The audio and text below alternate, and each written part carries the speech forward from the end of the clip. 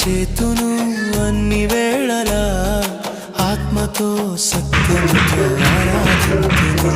నా ప్రాణప్రియుడు యేసయ్యకు, నన్ను కన్న తండ్రి నా యేసుకు.